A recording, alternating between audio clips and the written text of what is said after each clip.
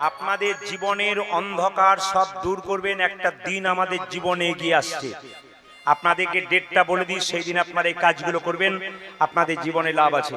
আগামী আশ্বিন মাসের 15 তারিখে মহালয়া। মহালয়া মানে কি? মহান আলয় যার, মহালয়া।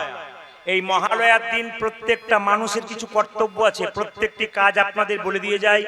এরপর ইউটিউবের মাধ্যমে আপনারা শুনতে পাবেন। আজকে প্রকাশ্যে শুনে মুখস্থ করে নিয়ে যান। এই মহালয়ার দিন আপনাদের ভালো ভালো কিছু কাজ করতে হবে। আচ্ছা, বলে রাখি মায়েরা, মহালয়া, এদিকে এদিকে একবারে শব্দ না করে চুপচাপ বসুন, আস্তে, শব্দ না। এই যে মহালয়ার দিন আপনারা কি কি করবেন? মহালয়ার দিন পিতৃ তর্পণ করতে হয়। তর্পণ মানে কি? তর্পণ মানে পিতৃপুরুষের উদ্দেশ্যে জল দান করা হয়। সেটা মহালয়ার দিনে করলে শাস্ত্র বলছে পিতৃপুরুষের আত্মাগুলো কাছিয়ে আসে। এই জন্য সেই দিন কিন্তু তাদের জল দান করলে আপনাদের পরিবার খুব সুখী হয়। শুধুমাত্র আপনি গয়াতে গিয়ে দেবেন তা নয়, শুধুমাত্র আপনার সামনে কোনো পুকুরে, নদীতে আপনি দিতে পারেন, কোনো ব্রাহ্মণকে ডেকে আপনি সেদিন পিতৃপুরুষের উদ্দেশ্যে জল দান করতে পারেন। মহালয়ার দিনে বিশেষ করে আপনারা কেউ বাড়ি কিনবেন না। যদি বাড়ি করেন তাহলে গৃহপ্রবেশ কিন্তু সেই দিন হবে না। সেদিন মানুষকে টাকা ধার দেওয়া যাবে না, টাকা কারো কাছ থেকে নেওয়াও যাবে না। কেন বলি? এবার যদি বিশেষ কারণে আপনি বিপদে পড়েন তাহলে আপনি নিতে পারেন, কিন্তু বিনা কারণে আপনি টাকা ধার দেবেন না বা নেবেন না। অমাবস্যা ওই মহালয়ার দিনটাতে সকলকে নিরামিষ সেবা করতে হবে। সেদিন মাথায় রাখতে হবে মায়েরা, যে যদি কোনো গরিব, দুঃখী, অন্ধ, খোঁড়া তাদেরকে সেবা করাতে পারেন, সাত্ত্বিক ব্রাহ্মণ, প্রকৃত বৈষ্ণব পেলে যদি সেবা করাতে পারেন, বিরাট কিন্তু মঙ্গল আছে। মা দুর্গা পুজো আসছে, পুজোতে প্রত্যেকে বস্ত্র কিনেন, যে যেমন পারেন সবাই কিনবেন, অবশ্যই কিনবেন। মা তো এসেছে সবার জন্য, কিন্তু একটা কথা বলে যায়, ছোট ছোট বাচ্চা মেয়ে 5-10 বছর বয়স বাজারে নিয়ে গেলেন, সে একটা কাটা পোশাক কিনলো, বাবার খুব আনন্দ হলো। খাটো খাটো পোশাক কিনেছে, জিন্সের প্যান্ট পরেছে, এখানে 25টা ফাটা, এখানে 2টো ফাটা, এখানে 3টে ফাটা। আমার ছোট মেয়ে, কোনো অসুবিধা নাই। ওই 10 বছরের 12 বছরের মেয়েটা এখন থেকে যদি ফাটা প্যান্ট, ফাটা জামা পরতে শেখে, আপনি ভাবেন ছোট মেয়ে তো কোনো অসুবিধা নাই। ওর যখন 16 বছর বয়স হবে আর বাবা মাকে ডাকবে না, নিজেই বাজারে গিয়ে কাটা পোশাক কিনবে, তখন বাবা মায়ের সামনে দাঁড়াবে, লজ্জায় বাবা মেয়ের দিকে তাকাতে পারবে না। এমন পোশাক আপনি আপনার মেয়েকে দেবেন না। বারবার বললাম, এই পোশাক দিয়ে অসভ্যতা শুরু করবেন না। 2 নম্বর বলে রাখি, এই মেয়ে যখন রাস্তা দিয়ে পেরিয়ে যাবে, কিডন্যাপ হবে, পুরুষের লোভী চোখ তাকে নিয়ে চলে যাবে। 8 দিন পর যখন মেয়েটা ফিরবে মাথা নিচু করে, তখন মেয়ের গালে চড় মারতে যাবেন, কোথায় ছিলে এতক্ষণ? আমি বলবো, মেয়ের গালে চড়টা মা মেরে আপনার গালে মারুন। আপনার জন্য মেয়েটাকে তৈরি করে আপনি মেয়েটাকে ওই পথ দিয়ে নামিয়ে দিয়েছেন। বারবার বলবো প্রত্যেকটি মানুষের কাছে, আমি সব ধর্মকে সম্মান দিই, সব ধর্মের মানুষকে সম্মান দিই, সব ধর্মের মানুষ আমার কীর্তন শোনে। প্রত্যেকটি ধর্মের মানুষ বলে, আপনি তো ভালো কথা বলেন, কোনো বিবাদের কথা নয়, সুবাদের কথা। সবাই ভালো থাকুন, সমাজ ভালো থাকুক, তাই চেষ্টা করব। যে যেখানে বসে আছেন, দাঁড়িয়ে আছেন, শুধু কানকে ঠিক রাখুন, মন ঠিক রাখুন, কান ঠিক রাখুন। ভগবান বলছেন, কটা আপেল কটা লেবু মন্দিরে দিলে ওইদিকে আমি তাকাই না, কারণ আমি তো খাই না, আমি দেখি কে কেমন ভাব নিয়ে এসেছে। ভগবান বললেন, মন মানা মত ভক্ত মত জাজিমাং কুরু। তোমাকে একটা সুন্দর মন দিয়েছি, সেই মনটা আমাকে দাও। তোমার মন যদি আমাকে দাও তাহলে আমি তোমাকে কিছু দেবো, আর যদি অন্য কাউকে দাও সে বেঈমানি করতে পারে, আমি কিন্তু করব না। মায়েরা, মেয়েদের পেটে বাচ্চা থাকলে অনুকূল ঠাকুর বলেছেন কয়েকটা নিয়ম পালন করবেন, খুব মন দিয়ে শুনবেন। কি? প্রথম নিয়মটা কি? মেয়েদের পেটে বাচ্চা থাকলে পরমময় অনুকূল ঠাকুর বললেন, মন্দিরে গিয়ে প্রণাম করবে, ভগবানের কাছে প্রার্থনা করবে, ছেলে হোক আর মেয়ে হোক যেন কৃষ্ণ ভক্ত হয়। 2, একটু গীতা পড়বে, তুলসী মন্দিরে জল দেবে, পরিক্রমা করবে। এগুলো করো। মহাপুরুষের ছবি দেখো। মনোবিজ্ঞানীরা বলছেন, যদি কোনো মায়ের পেটে বাচ্চা থাকে, সে যদি বারবার মহাপুরুষের ছবি দেখে, প্রণাম করে, তাহলে তার ভাবটা কিছুটা ছেলের মধ্যে বর্তায়। এগুলো আজকে আমরা শিখি না, আমরা যা খুশি তাই করি, সেই জন্যই তো হয়েছে। এখন তো তরশু তারিখে যেখানে গান করছিলাম, একটা মেয়ে এসেছে জিন্সের প্যান্ট করে, তার শ্বশুরমশাইকে প্রণাম করছে পায়ে নয়, হাঁটুটাতে।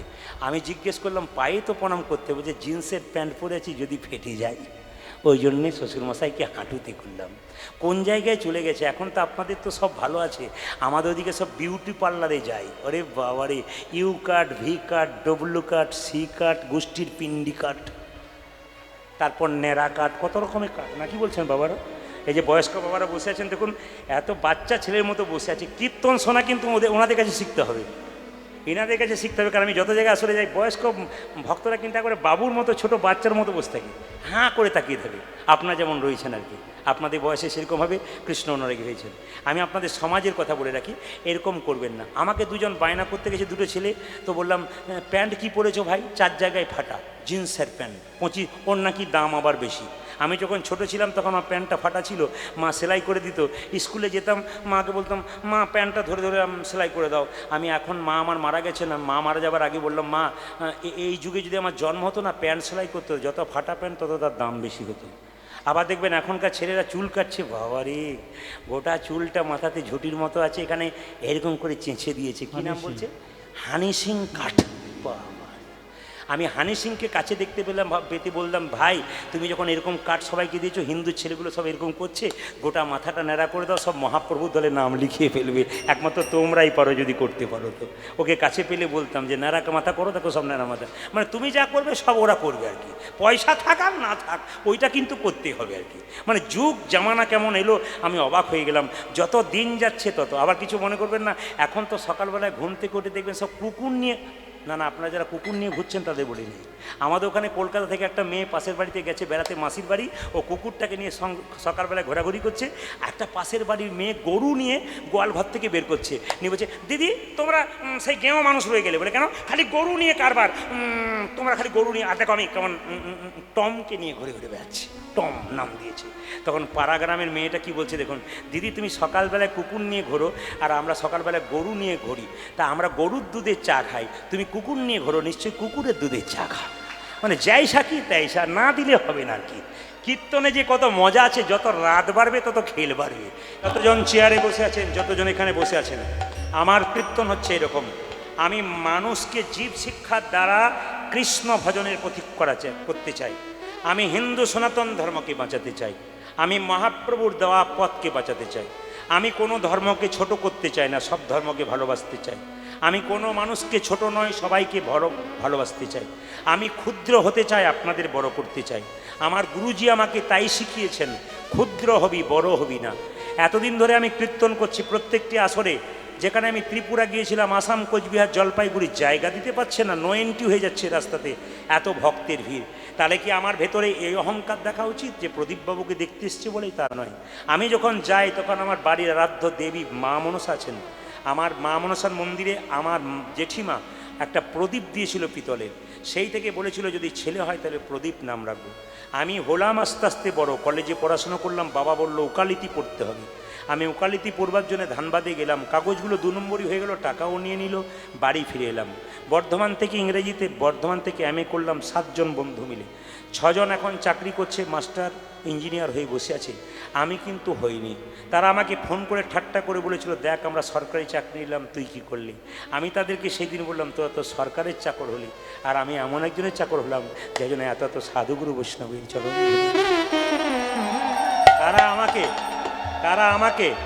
তারা আমাকে এখন বলে প্রদীপ তুই প্রতিদিন মালা পড়ছিস, আমরাও একবারই জীবনে মালা পড়েছি, পরবর্তীতে প্রার্থনা কর গোবিন্দের কাছে আমরা যেন তোর মতো হতে পারি। ওরা বলে এখন আমরা তো একটা স্কুলের শিক্ষক, একটা স্কুলের লোক আমাকে জানলো, ছেলেগুলো জানো তুই তো কত স্কুলের শিক্ষক রে, সবাইকে শিক্ষাদান করি। আপনারা আশীর্বাদ করবেন, প্রার্থনা করবেন। 365 দিনে প্রায় 300 দিন আমাকে ছুটতে হয়, জেলায় জেলায়, রাজ্যে রাজ্যে। আগামীতে আমি বিদেশে যাওয়ার জন্য প্রোগ্রাম আমার আছে। তাই জন্য আপনাদের কাছে নিবেদন হলো, প্রতিটি জায়গাতে মানুষ ভিড় করে, রাস্তায় গাড়ি দেখলে পাগলের মতো ছুটে আসে, কেউ মাসিকে ফোন করে, কেউ দাদুকে ফোন করে, তাড়াতাড়ি এসো তোমার প্রিয় মানুষ চলে এসেছে। এই প্রিয় মানুষ হবার জন্যে আমার মা বাবার আশীর্বাদ, আপনাদের ভক্তদের আশীর্বাদ, আমার বৃহৎ দেবীর আশীর্বাদ। আপনারা প্রার্থনা করবেন যেন কৃষ্ণ কথা হরি কথা বলতে বলতে ভেতরে অহংকার না হয়, যেন প্রেম ভক্তি দিয়ে আপনাদের আস্বাদন আপনারা এটা বলবেন। তবে আমি আপনাদের এটা বললাম কেন, এই শিক্ষা দিতে চাই। আমি একজন ব্যক্তিকে দেখেছি, যারা এরকম হয়ে থাকবেন সমাজে, একজন ব্যক্তিকে দেখেছি খুব অহংকারী, আমি জায়গাটার নাম করব না, আমার পাশাপাশি বটে। ব্যক্তি খুব অহংকারী, কীর্তনে চাঁদা চাইতে গেলে বলতো আমি দেবো না, আমি ওসব করি না, হরি মানি না, আমি সব কীর্তন টির্তন বুঝি না, পয়সা চাঁদা দেবো না, যাও যা করতে পারবে করে নাও, যাও, দেবো না। খুব অহংকার, দিতই না চাঁদা, কোনো মতে চাঁদা দিত না। প্রচুর টাকা রোজগার করতো, গাড়ি বাড়ি সব করেছে। আপনার অবাক হয়ে যাবেন, কিছুদিন পর ওর ক্যান্সার হয়ে গেল। যখন ক্যান্সার হয়ে গেল, ওই লোকটি আমার খুব প্রিয় মানুষ, তো লোকটিকে বলেছিলাম যে দাদা কীর্তন শুনতে হয়, হরিনাম শুনতে হয়, পরে আফসোস, না না না ওগুলো আমি বুঝিও না, আর ওসব আমি করতেও চাই না, আমায় মানিও না, জানিও না বাবা, ভগবান বলে কেউ না, আমি কর্ম করবো, খাবো, আমাকে কে খেতে দেবে, কর্ম না করলে, ওসব আমি চিনি না বলতো। সেই ব্যক্তি আপনার চমকে যাবেন, বাড়ির লোককে এত ভালোবাসতো, সেই বাড়ির লোকগুলো যখন ক্যান্সার হয়ে গেল, 2-4 দিন সেবা করতে করতে আর পারছে না, তখন তারা বলছে এবার চলে গেলেই বাঁচে। সেই লোকটি সেদিন ঘুম থেকে উঠে ভোরবেলায়, কার্তিক মাসে টহল দেয় না আপনাদের ভোরবেলায়, তো কীর্তন করতে করতে যাচ্ছে, আমি সকালবেলায় ওই রাস্তা দিয়ে পেরিয়ে যাচ্ছি, তখন আমাকে বলছে ভাই প্রদীপ, বলে কি আজকে ভোরবেলায় ঘুমটা ভেঙে গেল জানিস, বলে কেন কি হয়েছে, বলে কয়েকজন কীর্তন করতে করতে যাচ্ছিল, আমি বিছানায় থাকতে পারলাম না, এত অসুস্থ, আমি দরজায় এলাম তাড়াতাড়ি, তোর বৌদি তো ঘুমিয়ে গেছে, সবাই ঘুমিয়ে গেছে, রাত্রি জেগে আমার কাছে বসছিল, কিন্তু আমি যখন এলাম তখন দেখতে পেলাম না, কি মধুর কণ্ঠে কীর্তন করছে রে, খুব ভালো লাগলো আমার। দাদা এতদিন পরে চিনতে পারলি, বলছে না রে, তুই কীর্তনের মাধ্যমে লোককে শিখিয়ে দিবি, বলে কি জীবনে দাপট দেখাতে নেই, অহংকার করতে নাই, একমাত্র ঈশ্বর ছাড়া জীবনে কোনো পথ নাই। আজকে টাকা পয়সা রক্তের অহংকারে অনেক কিছু করতে পারো, কিন্তু যেদিন তোমার যত বয়স হবে তত শরীরে ক্ষমতা আস্তে আস্তে কমে যাবে, বাড়ির লোক তোমাকে কেউ ভালোবাসবে না। দেখবেন আমরা কি করি বলুন তো, ভালোবাসা নিম্নগামী। এপিজে আব্দুল কালাম বললেন ভালোবাসা নিম্নগামী, ঊর্ধ্বগামী নয়। আমি আমার ছেলেকে ভালোবাসবো, তার ছেলে তাকে, তার ছেলে তাকে, তার ছেলে তাকে, ঊর্ধ্বগামী নয়। আমরা যত বয়স হয়ে যাই সব বয়স্ককে এক পাশে ফেলে দিই আর আমরা আগের দিকে এগিয়ে যাই। আপনার ছেলে ছোট, কোলে করে নিয়ে যাচ্ছে রাস্তা দিয়ে, তখন বলছে বাবা ওটা কি, ঘোড়া, বাবা ওটা কি, ওটা ছাগল রে, বাবা ওটা কি, পাখি, বাবা ওটা কি, ওটা টিয়া পাখি, ওটা কি রে, ওটা কি বাবা, ওটা একটা গাছ রে, কি ফুল ওটা, ওটা গাঁদা ফুল। বাবা হাজার কাজে ব্যস্ত, তবু ছেলে বারবার প্রশ্ন করছে, উত্তর দিচ্ছে। বাবার যখন বয়স হয়ে গেলো, ঘরে বসে আছে, বয়স হয়ে গেছে তো, ছেলের বন্ধুরা এসেছে, তখন জিজ্ঞেস করছে খোকা কে এলো রে, চুপ করে দাও, খালি কে এলো কে এলো, তোমার কি তাতে, চুপচাপ বসো, খাও দাও থাকো। তুই যখন ছোট ছিলি হাজার প্রশ্ন করেছিলি, তখন উত্তর দিয়েছিলাম। আজকে একটি প্রশ্ন করলাম যে তোর বাড়িতে কে এসেছিলি আমাদের বাড়িতে, তুই আমায় বকছিস, একটা প্রশ্নের উত্তর, একটা উত্তর দিতে হলে আমার বন্ধুরা এসেছে। জীবন আমাদের এরকম দাঁড়াবে বাবা। একবারে মনুষ্যত্ব বিবেক যাদের আছে তারা জেনে নিন, জীবনকে পরিবর্তন করতে শিখুন, জীবন সুন্দর হবে। ভক্তমণ্ডলী, ভক্তিমতী মায়েরা, এতক্ষণ ধরে যারা কীর্তন শুনলেন, হরিবাসরে বসে আছেন স্থির হয়ে, তাদের কাছে প্রদীপ পালে নিবেদন রইল, কীর্তন যদি জীব শিক্ষা হয়, জায়গাগুলো শুনে নেবেন। পৃথিবীতে মায়ের মতো আপন কেউ হয় না। যার বাড়িতে মা নাই তার পৃথিবীতে আপন বলতে কেউ নাই। যার বাড়িতে বৃদ্ধ বাবা নাই তার আপন বলতে কেউ নাই। বাবা হলো বাড়ির ছাদ আর মা হলো খুঁটি। এই দুটো যেদিন চলে যাবে সেদিন দেখবে সংসারটা টলছে। আপনাদের কাছে নিবেদন রইল, এই কীর্তনের আসরে বহু বৃদ্ধ বাবার আমার এসেছেন, এদের যত্ন করুন। ভগবান বললেন আমার চরণে তুলসী পত্র দিবি, আমায় ভক্তি করবি, আশীর্বাদটা পাবি কোথায়? আগে বাবা মায়ের চরণে দিবি। ভগবান নিজের মুখে বললেন 3 রকমের গুরু আছে। প্রথম গুরু পিতামাতা, যার থেকে জন্ম পেলি সে যদি কেঁদে কেঁদে বেড়ায় আর তুই যদি কৃষ্ণ বলে কাঁদিস তোর কোনো লাভ হবে। কেউ মা কাঁদাবেন না, কেউ বাবা কাঁদাবেন না। বয়স হয়ে গেলে বৃদ্ধ বৃদ্ধাদের একটু জেদ হয় ছোট বাচ্চার মতো। এই জায়গাটা বুঝতে শিখে নিতে হবে। বয়স যখন হয়ে যায় না, বয়স্ক মানুষ 80 বছর হয়ে গেল কি 75 বছর, জেদ হয়ে যায় ছোট ছেলের মতো। আপনার ছেলে যদি মাকে বারবার বকাবকি করে ঢিল ছুঁড়ে দেয়, মা ছেলেকে মারে, আবার তো আদর করে নেয়, রেগে যাবেন, তার উপর দুটো কথা বলবেন, ভাতের থালাটা মুখ থেকে কেড়ে নেবেন না। সবার কাছে নিবেদন আছে, অনেক মেয়েরা বলে যাও তোমাকে আজ থেকে খেতে দেবো না, বলবেন না। যার আশ্রয় থেকে আপনি স্বামীকে পেয়েছেন ওনাদের জন্য দুটো কথা বললো মেনে নেবেন, বয়স হয়েছে চলে যাবে কোন দিন, সেদিন কাঁদবেন। মেয়েরা দেখবেন বাপের বাড়ি যায় না কখন থেকে বলুন তো? যখন থেকে তার বাবা মা মারা যায়। অনেক মেয়েকে জিজ্ঞেস করেছি, দিদি তুমি বাপের বাড়ি যাবে না? চোখের জল মুছে বলে, যার কাছে যাব আদর পাবো ভালোবাসা পাবো সেই মানুষটাই তো না। বহু মেয়েরা দেখবেন বিয়ের পর আর বাপের বাড়ি যায় না যদি বাবা মা মারা যায়। বাবা মা মারা যাবার পর অনেকে বাপের বাড়ি যায় না, তারা বলে যে ভালোবাসার মানুষ সে চলে গেছে আর আমার যেই কি লাভ আছে। ইনি হলেন বাবা, ইনি হলেন মা। মায়ের মতো আপন কেউ হয় না, মায়ের মতো আপন কেউ হয় না। যার মা কাঁদে তার জগৎ কাঁদে, যার মা কাঁদে তার জগৎ কাঁদে। ছেলে যদি রাত্রি 12টা পর্যন্ত বাইরে থাকে, বাড়ির সবাই ঘুমিয়ে পড়ে, কিন্তু গর্ভধারিণী মা দরজায় বসে থাকে।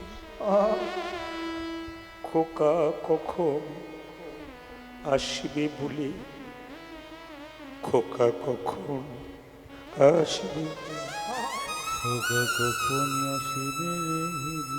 কীর্তন কেমন জিনিস দেখুন, ওটা আসরটার দিকে তাকান তো, স্থির হয়ে গেছে একবার ঠান্ডা। কীর্তন কেমন জিনিস, একবার ওটা আসরে স্থির, পিন্ট অফ সাইলেন্ট হয়েছে, কোনো চিৎকার নেই, কোনো শব্দ নেই, কেউ কারো সঙ্গে কোনো কথা নেই। আসলে ভোজবাড়িতে গেলে প্রথমে লেবু দেয়, লঙ্কা দেয়, লবণ দেয়, চিৎকার হয়, আমার পাতা ফোটো সব কিছু। ডাল ভাত দিলে যখন শুরু হয়ে যায় আস্বাদন, তখন চুপ হয়ে যায়। আপনাদের আস্বাদন শুরু হয়ে গেছে। একটা মায়ের গর্ভে একটা বাচ্চার 10 মাস 10 দিন জায়গা হয়। সেই ছেলে বড় হয়ে যখন রানাঘাটে ফ্ল্যাট কেনে, বাড়ির আত্মীয় স্বজন সবার জায়গা হয়, কিন্তু বাবা মায়ের জায়গা, কিন্তু বাবা মায়ের জায়গা হয় না। এ কেমন, এ কেমন, এ কেমন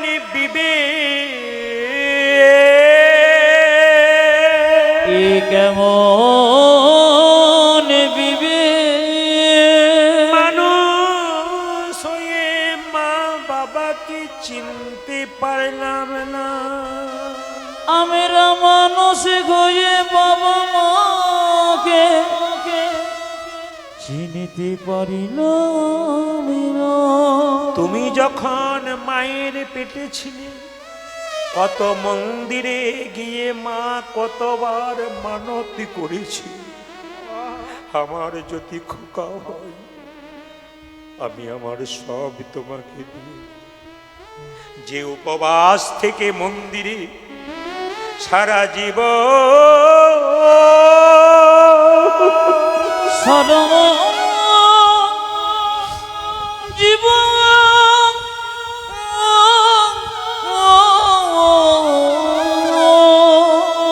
ভগবানের কাছে কাঁদলো, তাকে তুমি কাঁদালে,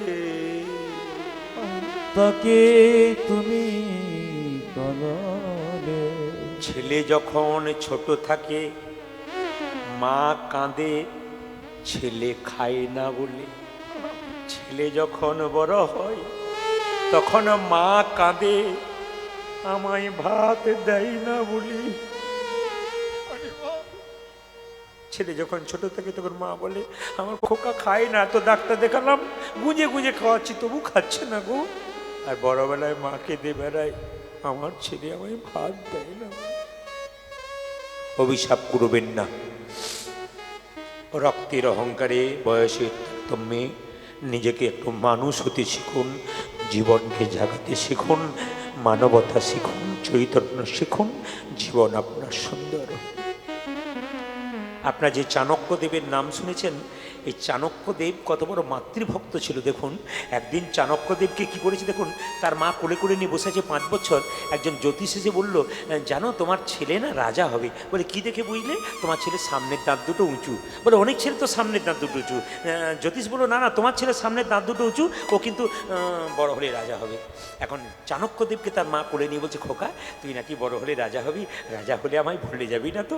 সঙ্গে সঙ্গে ছেলে বলল, মা আমি রাজা হব কেন, তোর দাঁত দুটো বড় তাই তুই রাজা হবি, তাই নাকি? আচ্ছা মা, রাজা হলে মাকে ভুলে দেওয়া যায়? বলে হ্যাঁ রে, রাজা হলে গাড়ি বাড়ি টাকা পয়সা হলে ছেলেরা তো মাকে ভুলে যায়, তুই ভুলে যাবি না তো? সঙ্গে সঙ্গে ছেলেটি কী করলো, চাণক্যদেব কী করলো, মায়ের কোল থেকে নেমে গিয়ে একটা পাথরের টুকরো এনে দাঁত দুটোকে ফটাফট ভেঙে দিল। গড় গড় করে মুখ থেকে রক্ত পড়ছে। জিজ্ঞেস করছে তার মা, খোকা তুই কেন দাঁত দিয়ে দাঁতগুলোকে ভেঙে দিলি পাথর দিয়ে? মা, দাঁত দুটো থাকলে রাজা হবো, রাজা হলে তোমায় ভুলে যাবো, দাঁত দুটো ভেঙে দিলাম আর আমি রাজা হবো না, আর তোমায় কোনোদিনও ভুলেও। শুধুই কি চাণক্যদেব ইতিহাসের পাতায় এমন সুন্দর নাম রেখেছে, মাতৃভক্তি না থাকলে পৃথিবীতে কেউ এগোতে পারে না, মা বাবার আশীর্বাদ না থাকলে পৃথিবীতে কেউ এগোতে পারে না। খাবেন আপনি, পশুও খায়, ঘুমাবেন আপনি, পশুও ঘুমায়, কিন্তু মানবতা তৈরি হলো কি করে, ভক্তি তৈরি হলো কি করে, যতক্ষণ না আপনার মাতৃভক্তি পিতৃভক্তি আপনার জন্মাবে। এই যে মা চলে গেছেন, আপনাদের বাড়িতে মা যদি বেঁচে আছে এখন থেকে সাবধান হন, একটু সেবা যত্ন করুন। আর যাদের মা বাবা চলে গেছে, একটা ফুলের মালা দিয়ে মাকে প্রত্যেক দিন দেখে ঘর থেকে বেরোন, বাবাকে প্রত্যেক দিন দেখে ঘর থেকে বেরোন। ওদের আশীর্বাদ যার উপরে থাকবে না, কোনো দিন তার কোনো কষ্ট হবে না। মা বাবার আশীর্বাদ হাত দুটো যার মাথাতে আছে, সে কখনো গরিব হতে পারে গো। সে যে বড় লোক হয়, টাকাতে বড় লোক হোক না হোক, মনে তো বড় লোক হয়। আমার পাশের বাড়িতে একটা মেয়ে বাস করে, ও প্রতিদিন সকালবেলা আমাকে জয়নিতাই বলে যায়। 25 বছর বয়স, একটা বাচ্চার মা, নিরামিষ খায়, তিলকমালা নেই। তো ও যখন তিলকমালা নিয়ে রাস্তা দিয়ে পেরিয়ে যায়, 5 জন মেয়ে তখন বলা বলি করে, বাবারে হারাধনের বইয়ের কি ঢং দিদি, এ বোধহয় ভগবান আগে পেয়ে যাবে। এইটাই আমাদের সবচাইতে লজ্জার ব্যাপার হিন্দু জাতির। আপনি ধর্ম করতে পারবেন না, সে না পারুন, একজন যদি করে তার পেছনে লেগে যায় আর কি, যাতে সেও না করতে পারে। আমি আপনাদের বলবো, যদি কেউ করতে পারে তাকে সাহায্য করুন, আপনি করতে না পারছেন কোনো অসুবিধা নাই, ধর্মীয় মানুষকে সাহায্য করুন। ভগবান নিজের মুখে বলেছে, যে আমার নাম করে সে ভক্ত, কিন্তু যে আমার নাম করে এবং ভক্তকে ভালোবাসে সে আমার শ্রেষ্ঠ ভক্ত। তাই ভক্তকে ভালোবাসতে শিখুন, দেখবেন ভালো লাগবে আপনার। আমি কালকে যেখানে গাইছিলাম বাগনানে, ওখানে মাত্র 25 থেকে 26টা ছেলে, খুব কম বয়স, 25 থেকে 30 বছর বয়স, সব ছেলেগুলো কীর্তন করালো। তো সব ছেলেগুলোকে দেখলাম ধুতি পাঞ্জাবি তিলক নিয়ে আছে। বললাম তোমরা কি চিরদিন থাকো? বলছে না না, এই 4 দিন আমাদের বড় অনুষ্ঠান হয়, এই 4 দিন আমরা এগুলো করছি। কেন করছি বলুন তো?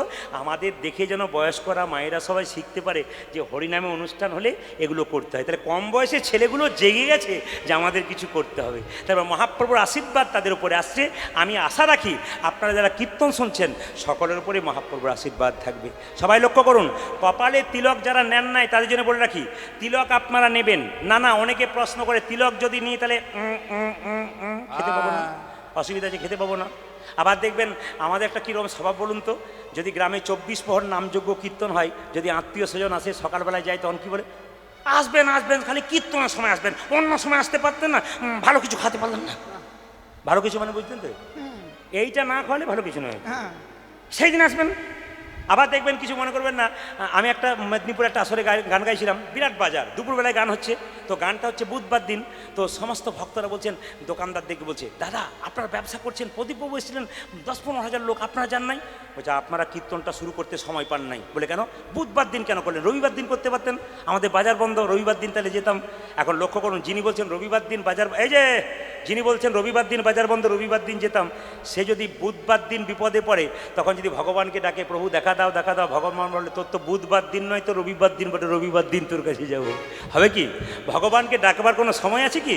কোনো সময় নেই। সবাই লক্ষ্য করুন, তিলক যারা নেন নাই তারা আমার দিকে তাকাবেন।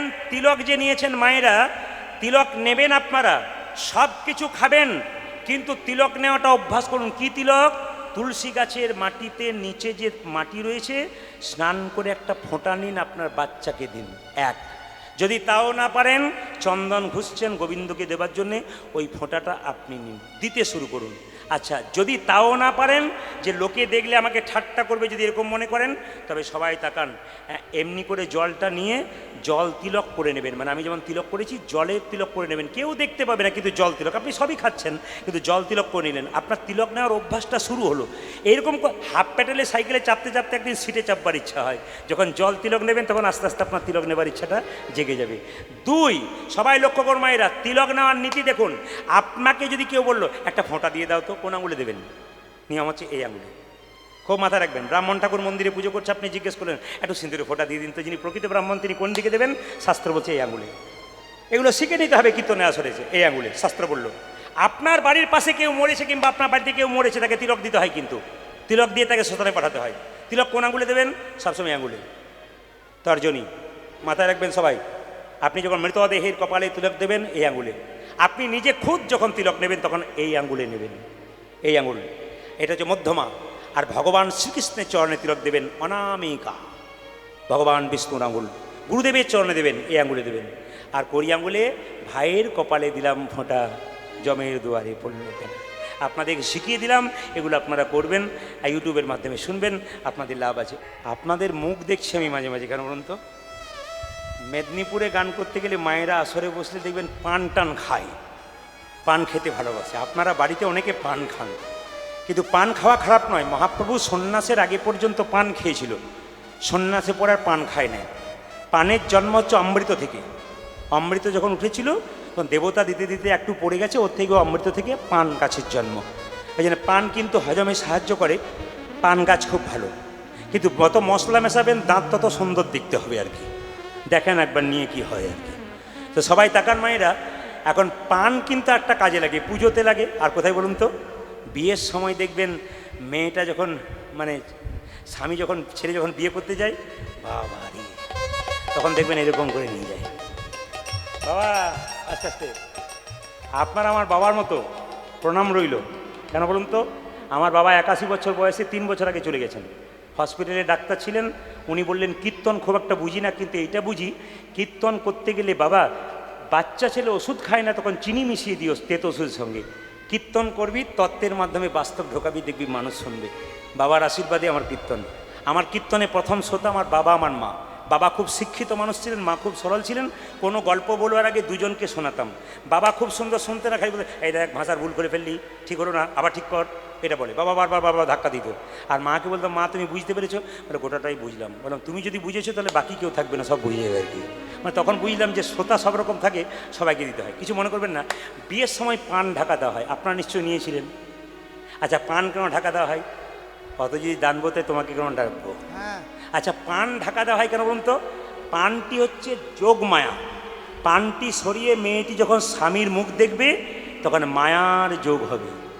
এই দিয়ে দেখান, যারা পান নিয়ে, যারা এখানে বিয়ে করেছে স্বামী স্ত্রীতে এসছেন, স্বামী তখন স্ত্রীকে বলছে শুনে নাও মায়ার যোগ কীরকম বলেছে। তো তাকান মায়ার যোগ হবে। এই কথাটি এক জায়গাতে বলেছি যে পানটা সরালে মায়া হয়। তখন একজন ভদ্রলোক আমাকে বললেন, যার বাড়িতে বাসা, বলছে বাবা প্রদীপ তুমি যে বললে যে পান সরালে মায়া হয়, আমার 3টে ছেলে 3টে বৌমা মায়া আয়নায় খালি ঝগড়া করছে। বলছে মায়া থাকবে কি করে? পান ঢাকা দেওয়ার আগে রাস্তাতে কতবার দেখা হয়ে যাচ্ছে, আর থাকে না, কি বলছেন? মায়া থাকবে কথা, সব তো হইগোল হয়ে গেছে আর কি। এখন আর কোনো অসুবিধা, বিয়ে থাকার কোনো ব্যাপার নাই। এখন তো দেখবেন, আগে দেখবেন কি লাগতো, ঘটক লাগতো, এখন ঘটক নাই, হ্যালো আর গেল না, কি বলছেন? সকালবেলায় হ্যালো, বিকেলবেলায় গেল, আর তারপর দিন সকালবেলায় নিতাই গৌর হরিবোল হয়ে গেল। মানে তুমি একদিকে, আমার ডিভোর্স হয়ে গেল। মানে যত নিয়ম তত অনিয়ম। আমরা সমাজ যত এগিয়ে যাচ্ছে, ধ্বংসের পথে যাচ্ছি। কেন? মুনি ঋষিরা যে নিয়ম করে গেছেন সেগুলোকে ভাঙতে শিখেছি আমরা। তিথি নক্ষত্র অনুযায়ী কোনো কাজ করি না, নিজের ইচ্ছায় করি, তাই ধ্বংস হচ্ছে আমরা। পরবর্তী ক্ষেত্রে আপনাদের কাছে নিবেদন রইল, ছেলে মেয়েকে ভালো করে মানুষ করুন, তাদের বিবেক জাগান, চৈতন্য জাগান, তাদের ধর্মীয় শিক্ষা দিন। তারা কোনো কিছু করবার আগে 5 বার ভাববে এটা আমার করা উচিত কি না। এই কথা কিন্তু আপনাদের বারবার বলে দেওয়া হলো। মুকুন্দ সরকারের স্ত্রী চিবানো পানটা খেলো, তার গর্ভে সন্তান এলো, আর সেই সন্তানটা জন্ম নিল সরস্বতী পুজোর দিনে। ছেলের নাম তো একটা রাখতে হবে। আপনাদের এই শ্রীকৃষ্ণপুর গ্রামটার নাম শ্রীকৃষ্ণপুর, খুব ভালো নাম, খুশি। আমি নামটা জানতাম না, ওনারা আমাকে ফোনে বলেছিলেন বায়না করার সময়, কিন্তু নামটা আমার মাথায় ছিল না। কিন্তু আমি জানতাম শুধু কালীগঞ্জ বাজার, ওখান থেকে সামনেই। শুনলাম শ্রীকৃষ্ণপুর খুব ভালো। এখানে ছেলে মেয়েদের নাম কিন্তু ভগবানের নামের সঙ্গে থাকা উচিত প্রত্যেকটি বাড়িতে। কিছু মনে করবেন না, সব বাড়িতে কিন্তু ভগবানের নামের সঙ্গে মেয়েদের নাম কৃষ্ণপ্রিয়া, বিষ্ণুপ্রিয়া রাখবেন, নামটা বলতে খুব মিষ্টি, যত ডাকবেন তত মুখের মিষ্টি হবে, আপনার ডাকতেও ভালো লাগবে। ছেলেকে কৃষ্ণ নাম রাখলেন, বিষ্ণু রাখলেন, 10 বার মা ডাকলো বিষ্ণু বিষ্ণু বলে, 2 বার গালাগাল দিল, কিন্তু 8 বার তো ভালো হয়ে গেল, বিষ্ণু খেয়ে নে বাবা, বিষ্ণু ঘুমিয়ে পড়, বিষ্ণু স্কুলে যেতে হয়, এই বিষ্ণু ভালো করে পড়াশোনা করতে হয়। আপনি বিষ্ণু বিষ্ণু বললেন। আপনার অজামিল চুরি করতো, ডাকাতি করতো, মস্তানি করতো, ছেলের নাম রেখেছিল নারায়ণ। নারায়ণ বলতে বলতে একদিন তিনি গোবিন্দের চরণ প্রাপ্ত হয়েছিলেন। আমরা শরীরে সংসারে সবসময় পাপের মধ্যে লিপ্ত থাকি, অন্যায়ভাবে জানতে অজান্তে পাপ করছি। মাঝে মাঝে যদি ছেলে মেয়েদের নাম রাখা হয়, পরশু তারিখে যেখানে গাইছিলাম, যার বাড়িতে বাসা 4টা-5টা ছেলে খুব ঝঞ্ঝট করছে, আমরা ঘুমাচ্ছি দুপুরবেলায়, খুব বেরিয়ে বলছে ভদ্রলোককে, দাদা আপনার পাড়ার ছেলেগুলো খুব জ্বালাচ্ছে। বলছে পাড়ার নয়গুলো আমার। 5টা ছেলে আপনার? বলে হ্যাঁ। বাবারা, আপনি তো পঞ্চপাণ্ডবের বাপ, তাই নিশ্চয়ই যুধিষ্ঠির, ভীম, অর্জুন, নকুল, সহদেব নাম রেখেছেন। বলছে ও নাম কে রাখে? বলে কি রেখেছো? ঝন্টু, মন্টু, নন্টু, নাট আর বল্টু। তখন এ বললো, দাদা ঝন্টু, মন্টু, নন্টু সব ঠিক আছে, নাট বল্টুটা গন্ডগোল আছে। বলে কেন? আপনার যখন বয়স হবে তখন বুঝতে পারবেন নাট বল্টু কেমন টাইপ দিতে শুরু করবে, তখন বুঝবেন নাট বল্টু নাম রেখেছে কখন। আমি শুধু আপনাদের শিক্ষা দিয়ে যে একটা সুন্দর শিক্ষা, ছেলেকে এরকম তৈরি করুন। কীরকম? ডাক্তার তৈরি করবেন, ইঞ্জিনিয়ার তৈরি করবেন, শিক্ষিত করবেন, 100% শিক্ষিত করবেন। শিক্ষা ছাড়া কোনো দাম নাই। শিক্ষিত ছেলে করতে হবে, মেয়েকে করতে হবে, উচ্চ শিক্ষায় শিক্ষিত করতে হবে, কিন্তু ছোট থেকে কৃষ্ণ ভক্ত করতে হবে, বিবেক বিবেচনা জানাতে হবে। 3 জন মহিলা, 3 জনেরই 70 বছর করে বয়স, কি 65 বছর বয়স। আগেকার দিনে ইন্দারাতে জল আনতে যেত মায়েরা, জোরে বলুন হ্যাঁ না না। দেখবেন মাথায় করে নিয়ে যেত বড় বড় হাঁড়ি নিয়ে। তো 3টে মেয়ে জল আনতে গেছে, মহিলা, ভদ্র মহিলা, খুব বয়স্ক। তখন 3 জনের মধ্যে একজন বলছে, প্রথম মহিলা বলছে, আমার ছেলে ডাক্তার জানিস, অনেক কষ্ট করে ডাক্তারি পড়েছি, আমার ছেলে খুব ভালো। বলে কোথায় তোর ছেলে? বলে বাড়িতে আছে, এখনই ডাক্তারি করতে যাবে, গাড়ি নিয়ে দেখছে, গাড়ি নিয়ে আসছে, একটা লাল গাড়ি 4 চাকা, ওইদিকে চলে আসছে। মা আপনার দিব্যি জল তুলছে ইন্দারা থেকে, ছেলে কোনো তোয়াক্কা করলো না, লাল গাড়ি নিয়ে চলে গেল। তোর মা বলছে, ওই দেখ আমার ছেলে চলে গেল, ওইটা ডাক্তার। তখন আরেকটা মেয়ে বলছে, আমার ছেলে ইঞ্জিনিয়ার, ওই দেখ গাড়ি নিয়ে আসছে, হলুদ গাড়ি। ছেলে এলো, ইঞ্জিনিয়ার পেরিয়ে গেল, মা দিব্যি জল তুলছে মাথায়, ও মায়ের দিকে তাকালো না। তখন 3 নম্বর মেয়েটাকে 2জন বলছে, আচ্ছা তুমি বললে না? বলছে আমার ছেলে ডাক্তার নয়, ইঞ্জিনিয়ার নয়, ওই দেখো মাঠে চাষ করছে, তাই নাকি? বলে হ্যাঁ। কিছুক্ষণ পরে যখন 3 জনে জলটা নিয়ে যাচ্ছে, তখন সঙ্গে সঙ্গে সেই ছেলেটা ছুটে এসে বলছে, মা এত বয়স হয়ে গেল, তোমাকে বারবার বলছি তুমি জল আনতে আসবে না, কিছু হয়ে যেতে পারে, দেখি দেখি, আমাকে দাও, আমাকে দাও, আমি দিয়ে আসি বাড়িতে। মায়ের মাথা থেকে জলটা নিয়ে ছেলে আগে আগে যাচ্ছে। তখন 3 নম্বর মহিলাটা বলছে, আমার ছেলে ডাক্তারও নয়, মাস্টার নয়, এই দেখো আমার ছেলে হলো এইটা। আমি আপনাদের বলতে চাই, ডাক্তার হোক, মাস্টার হোক, বিবেকবান হও, বাবা মাকে চিনতে শেখো। যে তুমি বড় হলে বাবা মায়ের রক্ত দিয়ে বড় হলে, যে তুমি বড় হলে বাবা মা সকাল্লাদ পূর্ণ করে নাই, তোমাকে সব দিয়ে দিয়েছে, তুমি সেই বাবা মাকে যদি স্মরণ না করলে, তুমি যে বাচ্চার জন্ম দেবে তোমাকে ঘরে বসে বসে কাঁদতে হবে। তাই বারবার বললো, আপনি যেমন করবেন আপনি সেরকম পাবেন। ব্যাংকে টাকা জমা দিলে 10 বছর পর ডবল হয়, আপনি কাউকে কষ্ট দেবেন, 10 বছর পরে আপনার জীবন ওটা ডবল হয়ে ফিরে আসবে। তাই আপনাদের সামনে নিবেদন রইল, বাবা সন্তানকে ভালো করে তৈরি করুন। আপনাদের কারো কাছে জল হবে? জল কারো কাছে জল আছে? জল আছে?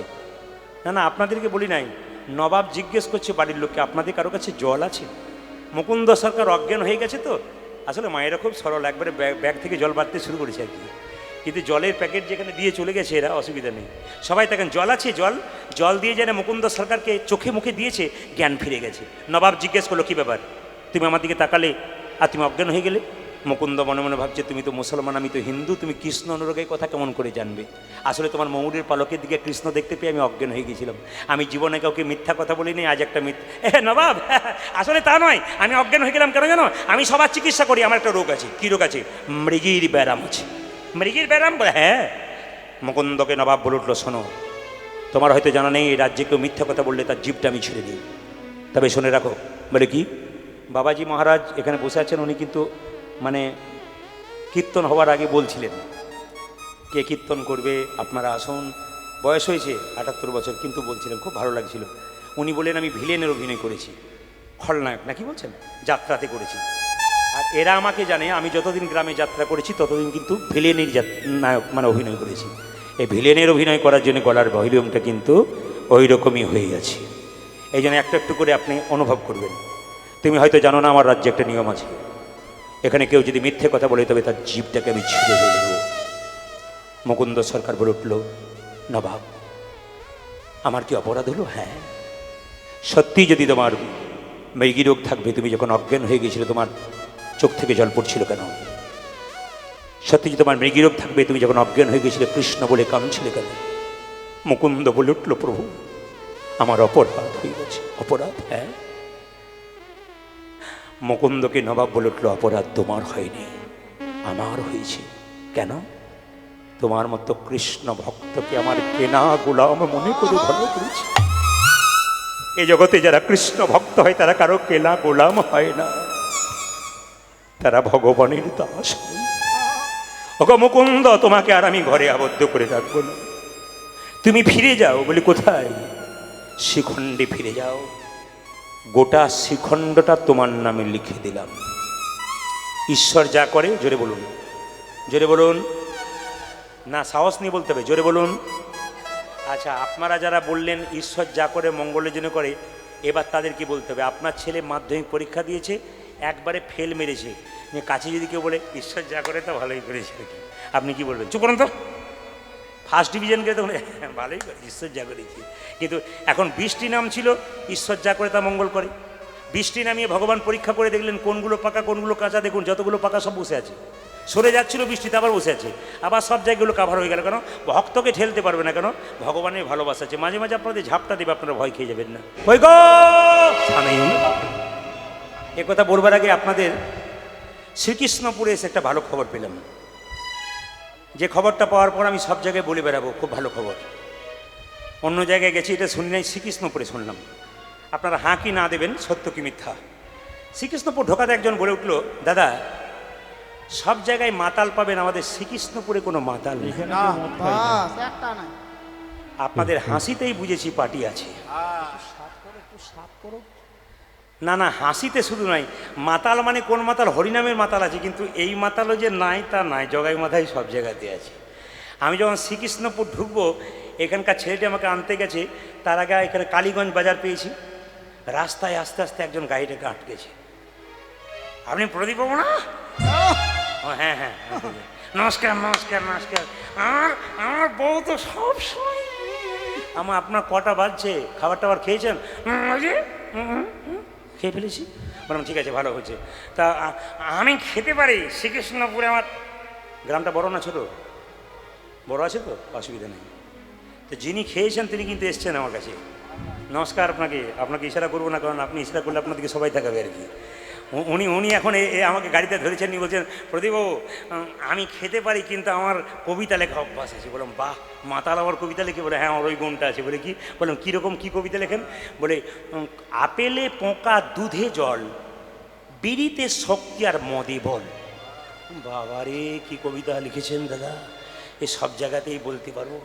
আমাকে বলছে আপেলে পোকা দুধে জল, বিড়িতে শক্তি আর মদে বল। এমন তুমি কি খাও? বলছি জেডি খাই।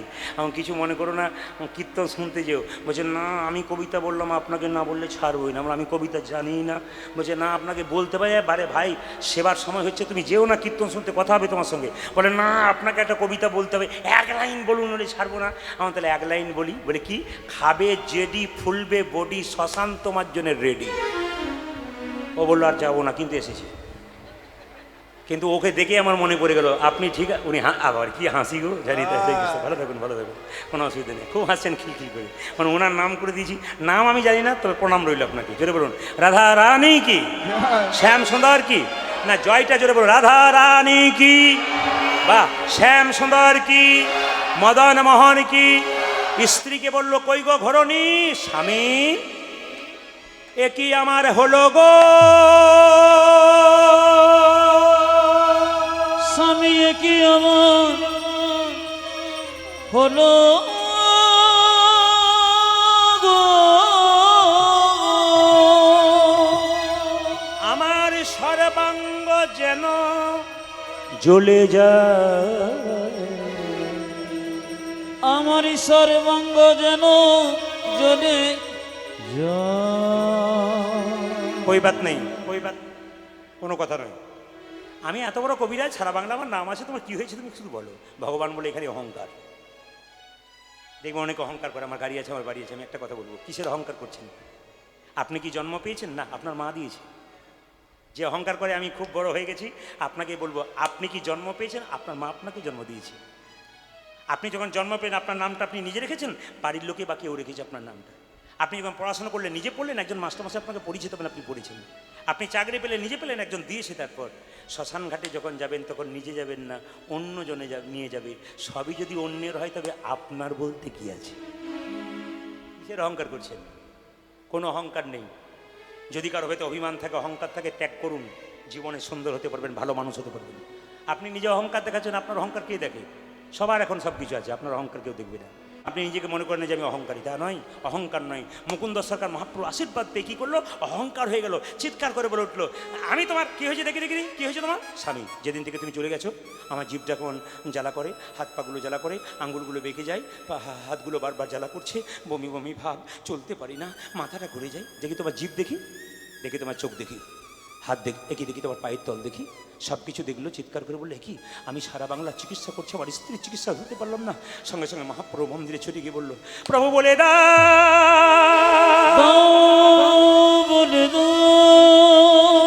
মহাপ্রভু আকাশবাণী করে বললেন, মুকুন্দ, আমি যা ভেবেছিলাম তাই হয়েছে।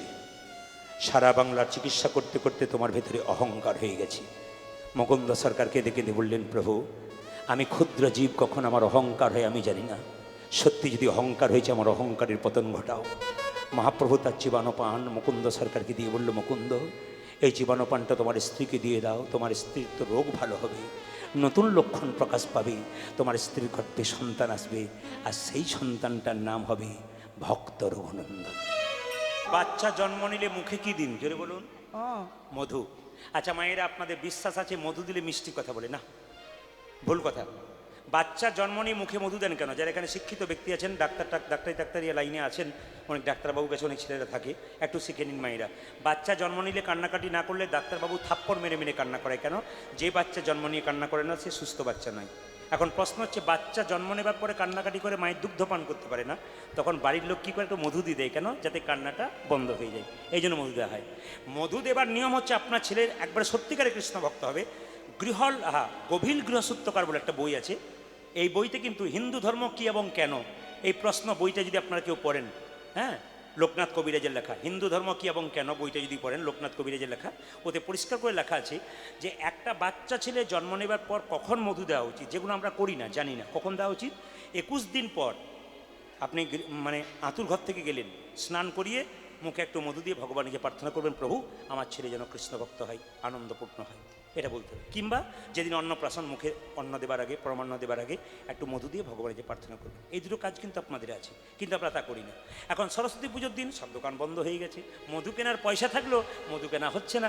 একজন বললো, শোনো মুকুন্দ, মধু নাইবার রইলো, দোকান থেকে কেনা মধু দিও না, এক কাজ করো, দুই কানে শোনাইল মধুর হরিনাম, আজ দুই কানে শোনাইল মধুর হরিনাম, দুই কানে শোনাইল মধুর হরিনাম, আজ দুই কানে শোনাইল মধুর হরিনাম, হরিনামে শোনালো, মধুর হরিনামে শোনালো, হরিনামে শোনালো, হরিনামে শোনালো, সংসারের কথা শোনার আগে হরিনামে শোনালো, সংসারের কথা শোনার আগে হরিনামে শোনালো, সংসারের কথা শোনার আগে নাম নামে দেহা হলো, সংসারের কথা শোনার আগে নামময় দেহা হলো, সংসারের কথা শোনার আগে নামময় দেহা হলো, সংসারের কথা শোনার আগে নামময় দেহা হলো, সংসারের কথা শোনার আগে নামময় দেহা হলো, হরিনামে শোনালো, আজ দুই কানে শোনা এলো মধুর হরিনাম, দুই কানে শোনাইল মধুর হরিনাম। যখনই হরিনাম শোনালো, সরস্বতী পুজোর দিনে জন্ম হয়েছে, কিছু মনে করবেন না। মা সরস্বতী পুজোর দিনে কোনো ছেলে মেয়ে জন্ম নিলে আমরা কি বলি? মা ইঞ্জিনিয়ার হোক, ডাক্তার হোক, মাস্টার হোক, বলি কিনা? কিন্তু যিনি বাবা মুকুন্দ, তিনি বললেন কি? আশীর্বাদে করো মা, আশীর্বাদী করো মা, আশীর্বাদে করো মা, আমায় আশীর্বাদ করো মা, কি যেন ভাগবতে পড়তে পারে, আশীর্বাদে করো মা, যেন ভাগবত বলতে পারি, আশীর্বাদ করো মা, যেন সংকীর্তন গাইতে পারে, আশীর্বাদে করো মা, যেন সংকীর্তন গাইতে পারি, আশীর্বাদ করো মা, যেন ভাগবতে পড়তে পারে, হরি হরি হরি যেন বলে। ভাগবতে বলতে পারে হরি হরি হরি যেন হরি সংকীর্তন গাইতে পারে হরি হরি হরি যেন ভাগবতে বলতে পারে হরি হরি হরি যেন সংকীর্তন গাইতে পারে। হরি হরি হরি হরি আশীর্বাদ করো মা, ওগো দুই কানে শোনা গেল মধু হরিনাম, দুই কানে শোনাইল মধুর হরিনাম। বেশ, মাথায় রাখলাম। ছেলে জন্ম নিল, তার নাম রঘুনন্দন। পূর্বজন্মে তিনি কে? কামদেব মদন। তার 5টা বাণ ভগবানকে মারতে মারতে ভগবান বলল, তুই আমাকে তোর দেওয়া 5টা বাণ মারলি, অভিশাপ দিলাম তোর মর্তকুলে জন্ম হোক। কেঁদে কেঁদে কামদেব বলল, যদি আমি মর্তকুলে মানুষ রূপে জন্ম হতে চাই তোমাকেও যেতে হবে। ভগবান বলল, তুই তো খুব চালাক রে, তাই তুই মর্তধামে শ্রীখণ্ডে রঘুনন্দন রূপে জন্ম নিবি, আমি গোপীনাথ রূপে যাবো, একদিন তোর হাতে আমি নাড়ু প্রসাদ গ্রহণ করবো। মুকুন্দ সরকারের ছোট্ট ছেলে যখন আস্তে আস্তে বড় হলো, নাম হলো রঘুনন্দন, আর গাইতে লাগলো। সবাই মিলে হাত তুলে গান, একসঙ্গে হাত তুলে সবাই। পথ চলিতে আর বলিতে, তালি। পথ চলিতে হরি বল। আরে বলিতে, পথ চলিতে আর বলি, পথ চলিতে আজ বলিতে। একবার গাহো গাহো কৃষ্ণ হরি নাম, মধুর নাম। পথ চলিতে আরে সবাই হাত বলিতে, তুলে। পথ চলিতে আজ আরে বলিতে, একবার গাহো গাহো কৃষ্ণ নাম, হরি নাম, হরি নাম। বাবা সবাই মিলে হাত তুলে সবাই। পথ চলিতে আর বলিতে, হরি বল। পথ চলিতে আরে বলিতে, পথ চলিতে আর বলিতে, হরি বল। পথ চলিতে আজ বলিতে। একবার গাহো গাহো কৃষ্ণ হরি নাম, মধুর নাম। পথ চলিতে পথ চলিতে পথ চলিতে আরে বলিতে, পথ চলিতে আরে বলিতে, শানে মুখে আঁধারে রাত, তুমি যে গো পথ যাত্রী। আরে সন্মুখে আঁধারে রাত্রে, তুমি যে যে অগো পথ যাত্রে। যেদিন সংসার ছেড়ে তুমি চলে যাবে, সেই দিন তোমার সঙ্গে কেউ যাবে না। সামনে তুমি আধার দেখবে, শানে মুখে আন্ধার যাত্রী, শানে মুখে আঁধার রাত। পূজাজি শানে মুখে আধার, রাতি তুমি যে যোগ পথ যাত্রী। ওরে শানে মুখে আধার রাত্রি, তুমি যে গো পথ যাত্রী। আজি সন্মুখে আঁধারে রাত্রে, তুমি যে অগো পথ যাত্রে। কথা চলিতে কথা বলিতে, একবার গাহো গাহো কৃষ্ণ নাম। পথ চলিতে আরে বলিতে, পথ চলিতে আরে বলিতে। সবাই দর্শন করুন, একবারে বসে বসে করো জোরে সবাই। মা মা প্রসাদ অনেক এনেছে, আপনারা সবাই পেয়ে যাবেন। মামা অন্তরা মন্দিরে, বাবা মুকুন্দ সরকার গাইছে আর ছেলে বসে বসে দেখছে। মামা অন্তরা মন্দিরে, মন্দিরে জাগো জাগো। জাগো। আপনাদের এখানে সবাইকে ভালো লেগেছে, তার আগে একজন ভালো লাগার মানুষ আমার আছে, তিনি মাইক ম্যান। ধন্যবাদ জানালাম রামকৃষ্ণ মাইক, কালীগঞ্জ বাজার, নদিয়া। তার সঙ্গে ধন্যবাদ জানালাম, ভালো গাড়ি থাকলে হবে না, ভালো ড্রাইভার চাই। কিন্তু নতুন গাড়ি দিলাম, ড্রাইভার কাছে উল্টে দেবে, পাকার ড্রাইভার কিন্তু। দারুণ মাইক চালাচ্ছে, ধন্যবাদ জানালাম, আশীর্বাদ করলাম আরও ভালো হোক তোমার। দারুণ ধন্যবাদ তোমাকে। এই এলাকায় যদি আমি কোনোদিন আসি, আমি আসলেই বলে গেলাম, এই ছেলেকেই চাই আর এই মাইকেই চাই। যদি কোনোদিন আমি আবার সুযোগ দিতে পারি আপনাদেরকে, এইটাই কিন্তু চাই। সবাই মিলে মামা অন্তর মন্দিরে, জাগো জাগো মদন কৃষ্ণ গোপাল গোপাল, মদন কৃষ্ণ অন্তর মন্দিরে, জাগো জাগো মদন কৃষ্ণ গোপাল গোপাল, মদন কৃষ্ণ গোপাল। অন্তর মন্দিরে, জাগো জাগো মদন কৃষ্ণ গোপাল গোপাল মদন কৃষ্ণ গোপাল। মামা অন্তর মন্দিরে জাগো জাগো মদন কৃষ্ণ গোপাল গোপাল মদন কৃষ্ণ গোপাল। লোয়ে রাধা রামে এসো ব্রজ লোয়ে রাধা রামে এসো ব্রজ ধামে, লোয়ে রাধা রামে এসো ব্রজ ধামে। হে প্রাণ ধ্বনি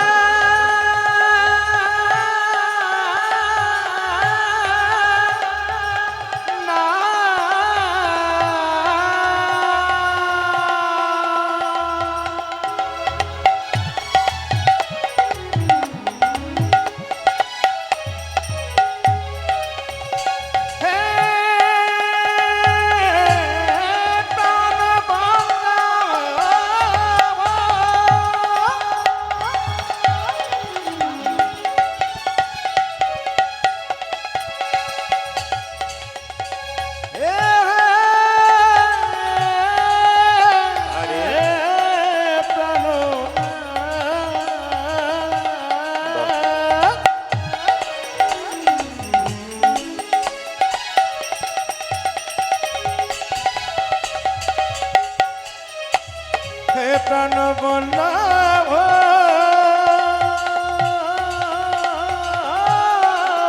হরে হে প্রাণ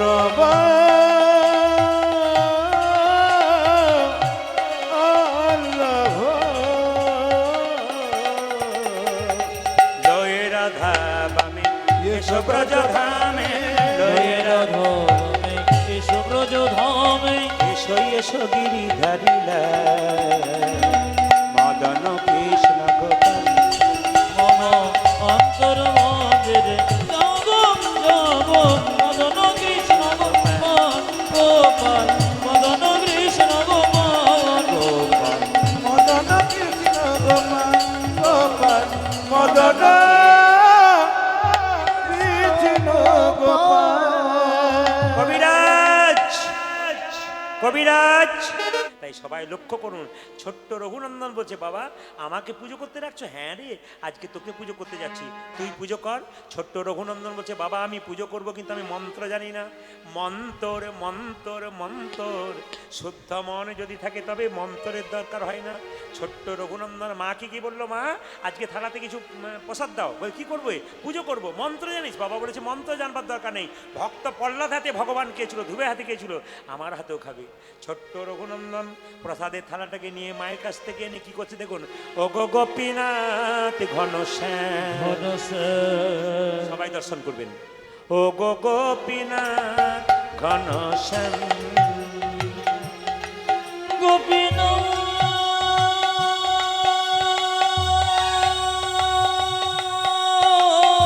উলধ্বনি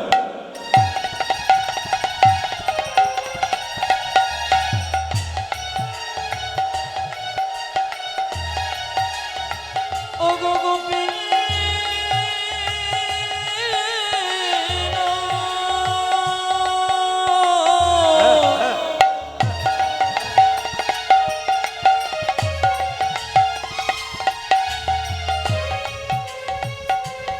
ও গো গোপীনাথ তুমি ঘন সমে সমে সম আহা!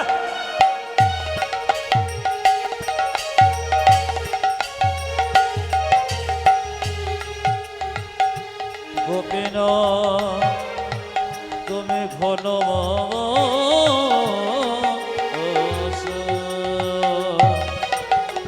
ও গো গোপীনাথ ঘন ও গো গোপীনাথ ঘন গোপীনাথ নাড়ু খাও। ও বুঝেছি তুমি নাড়ু খাচ্ছ না কেন, দরজাটা হাঁ করে খোলা আছে তো তাই তো। আচ্ছা দাদা বাবা দরজাটা বন্ধ করে দাও। হ্যাঁ হাতের বাসি তো দেখুন, বাচ্চা ছেলে তো যা বলছে তাই হচ্ছে আর কি। হাতের বাসিটা খুলে দেবো? আচ্ছা খুলে দিলাম। আচ্ছা তোমার ময়ূর পুচ্ছ তো অসুবিধা হচ্ছে, খুলে দিচ্ছি। এবার তুমি নাড়ু খাও। বুঝেছি বুঝেছি তুমি খাচ্ছ না কেন। বাবা তোমাকে তুলসী পত্র দেয়, গঙ্গা জল দেয়, বাবা তোমাকে গঙ্গা জল তুলসী পত্র চন্দন দেয়।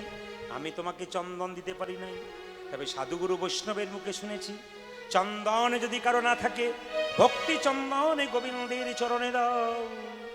যদি গঙ্গা জল না থাকে, তবে নয়নের জল গোবিন্দের চরণে দাও। যদি তুলসী পত্র না থাকে, মন তুলসী দাও। তবে আমি তোমাকে কিভাবে সাজাবো জানো? আমি সাজাবো তোমার মোহন সাজে সজে দে আশা ছিল বড় মনে। গোপালকে সাজাচ্ছে, উলুদ ধরে দিন। সাজাবো রিবল তোমার মোহন সজে দে আশা ছিল বড় মনে আমি মিশাইয়া আমার ভকতি চন্দন মন কুসুমে দিব তোমার শ্রীচরণ। মিশাই দেব ভকতির চন্দন আরে মন কুসুমি দেব তোমার শ্রীচরণ। মিশাইয়া আমার ভকতি চন্দন মন কুসুমে দিব তোমার শ্রীচরণ। মিশাই দেব ভকতি চন্দন মন কুসুমি দেব তোমার শ্রীচরণ। আমি সাজাবো তোমারে মহান সাজে আশা ছিল বড় মানে। আমি সাজাবো তোমার মোহন সাজে আশা ছিল মনে। মায়েরা তাকান, ছোট্ট ছেলের কাছে গোপীনাথ যখন নাড়ু খাচ্ছে না, ও তুমি নাড়ু খাবে না, তারা দেখাচ্ছি মজা। তুমি ভক্ত প্রহ্লাদ হাতে খেয়েছি, ধুবে হাতে খেয়েছিলে, তোমার পায়ে মাথা ঢুকে মরবো গোপীনাথ গোপীনাথ। রক্ত আর চোখের জলে মন্দির ভেসে যাচ্ছে।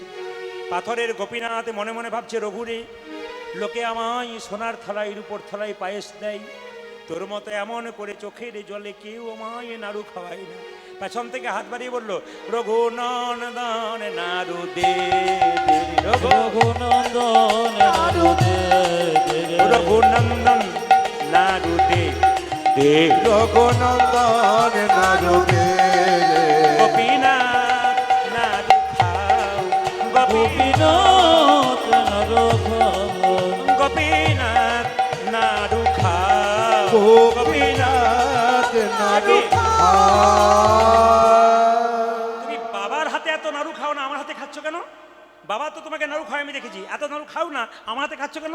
পাথরের গোপীনাথ বলছে, সবাই আমায় ডাকে রে রঘু, তোর মতো এমন করে চোখের জলে ভেসে কেউ ডাকে আমায় চোখে জলে ভেসে কেউ ডাকে না। চোখের জলে ভেসে কেউ ডাকে ওই এমন চোখের জলে ভেসে কেউ ডাকে না। মানতে তলতে সবাই ডাকে, চোখের জলে ভেসে কেউ ডাকে না। আমায় মনে কাঁদে সবাই ডাকে, এমন চোখের জলে ভেসে কেউ ডাকে না। উঠেলে মন্ত্রে তন্ত্রে সবাই ডাকে, চোখে জলে ভেসে কেউ ডাকে উঠেলে না। মন্ত্রে তন্ত্রে সবাই ডাকে, এমন চোখে জলে ভেসে কেউ ডাকে না। এমন চোখের জলে ভেসে কেউ ডাকে না। এই না বলেছে চোখের জলে ভেসে কেউ ডাকে না। একটা নাড়ু হাতে ছিল, গোপীনাথ রঘুনন্দনকে খাওয়ালো। সবাই লক্ষ্য করুন, শেষে যখন সব নাড়ু শেষ হয়ে গেছে, রঘুনন্দন বলছে, হ্যাঁ গো বাবা এসে যখন প্রসাদ চাইবি তখন কি করব? ওই তোর মায়ের কাছে যা, এক থালা নাড়ু নিয়ে আয়। মাকে বলছে, মা জানো আজকে গোপীনাথ সব নাড়ু খেয়ে নিয়েছে। মা বলছে, আমি তো বুঝতে পারছি কে খেয়েছে, তুই খেয়ে নিয়েছিস। তোর বাবা এসে বকাবকি করবে, যা এক থালা নাড়ু নিয়ে মন্দিরে দিয়ে দে। যখন ছেলেটা মন্দিরে যাচ্ছে নাড়ুটা নিয়ে, তখন তার বাবা পেছন দরজা দিয়ে চিকিৎসা করে ঢুকছে।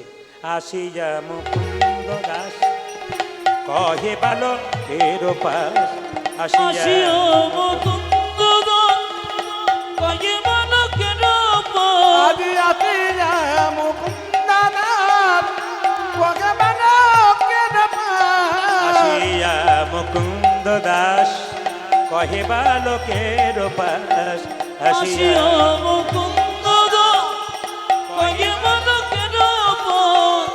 প্রসাদ নয় বিদয়া না দেখি, আদি প্রসাদ নামে গজন দেখে, প্রসাদ নয় বিদয়া না দেখি, প্রসাদ নামে দয়ানা দে দেখিব কেমন পূজা দিয়ে, আমি দেখিব কেমন পূজা দিয়েছ, আমি দেখিব কেমন পূজা দিয়েছ। আমি দেখিব কেমন পূজা দিয়েছ। আমি সেই সকাল থেকে গেছি, তুই আমার কথা রাখিসনি। আমি যে বলেছিলাম পুজো, বাবা জানো আজ সব প্রসাদ খেয়ে নিয়েছে। খেয়েছে? হ্যাঁ, মিথ্যা কথা বলে, মিথ্যেবাদী। ভগবান কখন খাই? তুমি যে বললে পল্লাতে খেয়েছে। আরে পল্লাতে হাতে গেলে তোর কি গেল? আমি তোকে পুজো করানোর জন্য বলেছি। বাবা জানো সব প্রসাদ খেয়ে নিয়েছে। খেয়েছে বলে হ্যাঁ, দেখাতে পারবি? বলে হ্যাঁ দেখাবো। বাবা দরজার আলে দাঁড়িয়ে আছে, আর মন্দিরের ভেতরে ঢুকে ছোট্ট রঘুনন্দন বলছে, গোপীনাথ নাড়ু খাও, নাড়ু খাও। পাথরের গোপীনাথ যখন কোনো মতে নাড়ু খাচ্ছে না, আপনাদের আসলে ভালো দেখলাম, ছোট ছোট গোপীনাথগুলো আসছে কিন্তু প্রসাদ পাওয়ার জন্য। সাহস আছে, নে আয় এদিকে আয়। হ্যাঁ বেশ, এবার শেষে দেবো। হ্যাঁ, 3টে গোপীনাথ দিয়ে দিলাম। বেশ, এবার সবাই লক্ষ্য করুন মায়েরা, সবাই লক্ষ্য করুন যে যেখানে বসে আছেন। পাথরের গোপীনাথ যেই না নাড়ু খাচ্ছে না, বাবা দরজার আড়ালে দাঁড়িয়ে আছে, দরজা বন্ধ করে পেছনে, আর সঙ্গে সঙ্গে বলছে, গোপীনাথ নাড়ু খাও, নাড়ু খাও। গোপীনাথ যখন নাড়ু খাচ্ছে না, তখন গোপীনাথের গলা উন্নিটাকে নিয়ে রঘুনন্দন বলছে, আমি মৃত্যুবরণ করবো, আত্মহত্যা করব। ভগবান মনে মনে ভাবছে, আমার মন্দিরে কেউ যদি আত্মহত্যা করে তার বিপদ বরণ, মধুসূদন না আমার থাকবে না, কলঙ্ক হবে। পাথরের গোপীনাথ পেছন থেকে বলে উঠলো, রঘু নাড়ু দে। বাবা দরজাটা খুলে দিয়েছে, আর দেখলো গোপীনাথের হাতে অর্ধেকটা পাথরের নাড়ু। আয়, অনেক দূর থেকে আসছিস তুই, আয়। বেশ, মায়েরা সবাই লক্ষ্য করুন, বাবা দরজাটা খুলে বলছে, কে বললো নাড়ু দে, কে বললো নাড়ু দে? মায়েরা দেখলো পাথরের গোপীনাথের হাতে অর্ধেকটা পাথরের নাড়ু হয়ে গেছে। তা মায়েরা, পাথরের নাড়ু কেন হলো? আসলে রঘুনন্দন বলছে, বাবা দেখছি আমি না আসল নাড়ু। বাবা বলছে, আমি দেখছি পাথরের নাড়ু। রঘুনন্দনে কেঁদে কেঁদে গোপীনাথকে বলছে, হ্যাঁ গো গোপীনাথ, বাবা দেখছে পাথরের নাড়ু, আমি কেন দেখি আসরের নাড়ু? শুনবেন জায়গাটা? হ্যাঁ, একটু পরে আসবে বাবা, সবাই এলে এখন কীর্তনে ডিস্টার্ব হবে। নিয়ে নাও। বাবা দেখতে পাচ্ছে পাথরের নাড়ু, আমি দেখছি আসল নাড়ু কেন? সঙ্গে সঙ্গে গোপীনাথ বলল, রঘুরে, এই জগতে মানুষের যখন জন্ম হয় তখন দুটো চোখ হয়, একটা ডান চোখ, একটা বাম চোখ। গুরু কৃপার বস্তু সাধন ভজন করে একটা চোখ পাই, জ্ঞান চোখ। তোর যে জ্ঞান চোখের উদয় হয়েছে, তোর বাবার এখনো হয় নাই। শাস্ত্রে সব জায়গায় লেখা আছে, পিতার পুণ্যে পুত্রের উদয় হয়। কিন্তু শাস্ত্রের সেই কথাটা কেটে আমি উল্টো করে দিলাম, পুত্র যদি কৃষ্ণ ভক্ত হয়, পুত্র যদি ভক্তির মতো ভক্ত হয়, পুত্রকে যদি ঠিকমতো ভক্ত তৈরি করা যায়, তবে কি হবে না, পুত্রের পুণ্য পিতার উদয় হয়। ওরে রঘু, তুই তোর হাতটা তোর বাবার মাথায় দে, দেখতে পাবে আমি নাড়ু খাচ্ছি। জেনে রঘু হাত দিয়েছে, অদ্যপি খণ্ডপুরে অর্ধনাড়ু আছে করে, অতপে খণ্ডপুরে অধনারু যাচ্ছে বলে, অদ্যপি খণ্ডপুরে অর্ধনাড়ু আছে করে, অদ্যপি খণ্ডপুরে অতনারও আছে করে। একে যত ভক্তগণ জনে জনে, দেখে যত ভক্তগণ জনে জনে, একে যত ভক্তগণ জনে জন, আজ দেখে যত ভক্তগণে জনে জনে। এ বজের মদন যেই শিরগুনন্দন সে, আজ ব্রজের মদন যেই শিরগুনন্দন সে, বজের মদন যেই শিরগুনন্দন সে, আজ ব্রজের মদনতে চিরগুণ নরতে। উদ্ধব দাসরস ভনে ভনে, আজ তব দশরস ভনে ভনে, উদ্ধব দাসরস ভনে ভনে, আজ উদ্ধব দশরথ ভনে ভনে। আজ মিলন হলো রে। মিলন হলো রে। আপনার কি কেউ বাড়ি যাবেন না নাকি? সিদ্ধান্ত নিয়েছেন বাড়ি যাবেন না? ঘড়ির দিকে তাকান তো। আমি মিলন হলে বলে দিয়েছি, তারপর চুপ করে বসে আছেন। কিন্তু কোনো উপায় নেই, আপনাদের যেতে হবে, প্রসাদটা পাবেন। আর বাড়ি যে আছেন তিনি আসবেন। একটা কথা বলে রাখি, আমার নাম্বার হচ্ছে, একটু মোবাইল যদি কারো কাছে থাকে লোড করতে পারেন, নাম্বার হচ্ছে ইউটিউবে পেয়ে যাবেন। একটা নাম্বার কিন্তু 38 আছে, ওটা আমার নয়। লাস্টে যে মোবাইল নাম্বার 38 পাবেন আমার ইউটিউবের মাধ্যমে, সেই নাম্বারে আপনারা কল করবেন না। ওটা কিন্তু প্রদীপ পালের মালিক বলে, প্রদীপ পালের ম্যানেজার বলে, ও প্রচুর লোকের কাছে প্রচুর টাকা নিচ্ছে। ওরা বায়না করে দিচ্ছে প্রদীপ পাল বলে, ব্যাস ও ভাবছে, ও বলছে আমাকে 10,000 টাকা দিয়ে দাও, যা আমার রেট সেটা না বলেও যা পাচ্ছে নিয়ে নিচ্ছে। আপনি ভাবছেন দিব্যি বায়না করেছি, যখন আসল নাম্বারটা পেয়ে আমাকে ফোন করছেন, তখন দেখছেন ওই ডেটে আমার অন্য জায়গায় বুকিং হয়ে গেছে। এই জন্য 38 নাম্বার যদি কোনো মোবাইল নাম্বারের পেছনে পান, শেষে ওই নাম্বারে কিন্তু কল করবেন না। ওটা কিন্তু ফেক নাম্বার। ওটা কোনো একজন ব্যক্তি প্রচুর টাকা নিচ্ছে, তবে কোনো একজন নেতার ফেরে পড়ার পর সে কিন্তু চুপ করে গেছে, তাকে জব্দ করে দিয়েছে। তবুও সে চেষ্টা করছে এখনো। ইনারা যেমন আমাকে বায়না করার পর, একদিন বায়না করার পর ইনারা বলছেন, দাদা কিছু মনে করবেন না, একটা সন্দেহ আছে। বলে কি? প্রদীপ পালকে একবার দেখতে চাই, আমার ম্যানেজারকে বলেছে প্রদীপ পালকে দেখতে চাই। আমাদের একটু সন্দেহ আছে। একদিন ভিডিও কল করে আমাকে দেখলো, তখন শান্তি পেয়ে বলে হ্যাঁ তাহলে আপনি আছেন, ঠিকই আছে। না না, যদি কোনো প্রবলেম আপনাদের হয় আপনি ভিডিও কল করবেন, আমরা নিশ্চয়ই দেখা দেবো। তবে আমার নাম্বারগুলো একটু বলে দিই, 6296 14 14 27, 6296 14 14 27 একটা নাম্বার। আরেকটা নাম্বার, দুটো মোবাইল নাম্বার পর একটা 34 একটা 35 লাস্টে, 97 32 16 99 34, একটা হচ্ছে লাস্টে 35 আছে। কিন্তু 38 নাম্বার দেখলেই, লাস্টে 38 নাম্বার দেখলে ওই নাম্বারে কোনো মতেই আপনারা করবেন না, তার অসুবিধা আছে। আসুন, আজকে আমরা মিলনের জায়গায় এলাম, আর যিনি বাড়ির আছেন তাকে ডাকবো একবার এখানে। আপনি প্রসাদগুলো সবাইকে একটু ছড়িয়ে দেবেন। আর যেহেতু সাধ্য বাড়ি আসর, সেহেতু এখানে আমি কোনো ভজন টজন গাইছি না, তবে একটু সবার মাঝে একটু হাততালি দিয়ে একটু কীর্তন গাইতে বলবো, সবাই মিলে একসঙ্গে, সবাই মিলে। শ্যামল তনু, হাত তুলুন, হাত তুলুন। একটা আবির মিশিয়ে দিল কাকে? রঘুনন্দনকে। সবাই হাত তুলুন, তালি, উলধ্বনি।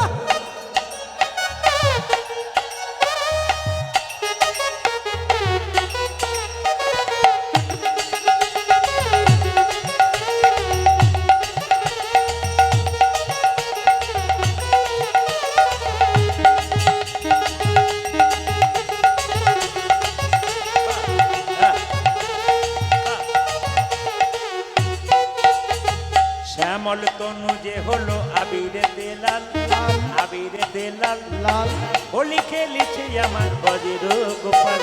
শ্যামল তনু যে হলো আবিরে দিলাল, আবিরে দিলাল হোলি খেলিছে আমার বজ্র গোপাল। সাথে লইয়ে শ্রীরাম সুদাম যত না রাখা, সাথে লইয়েছি দাম সুদাম যত না রাখার, সাথে লইয়ে শ্রীরাম সুদাম যত না রাখা।